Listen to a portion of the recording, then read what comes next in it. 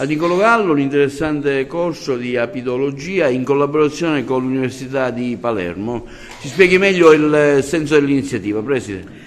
È un'iniziativa molto importante e coinvolgente per i ragazzi, che mira proprio a far acquisire delle competenze che vadano oltre lo scolastico e che integrino i programmi che normalmente vengono a essere svolti. Sono i ragazzi delle classi ultime, le classi quinte, che incontrano gli esperti dell'Università di Palermo, della facoltà di agraria, per approfondire la conoscenza delle api in un'ottica di rispetto globale del territorio, perché sappiamo benissimo che le api sono degli indicatori biologici del benessere di un territorio, pertanto vanno conosciute, tutelate, perché svolgono un servizio importantissimo.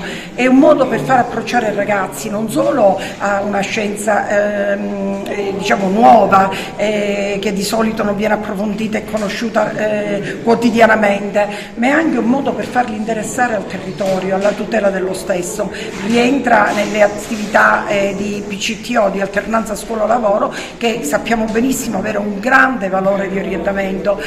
Chissà, i ragazzi potrebbero anche provare molto interesse per questo tipo di lavoro, per questo tipo di ricerca, e potrebbe rappresentare per loro lo sbocco futuro lavorativo.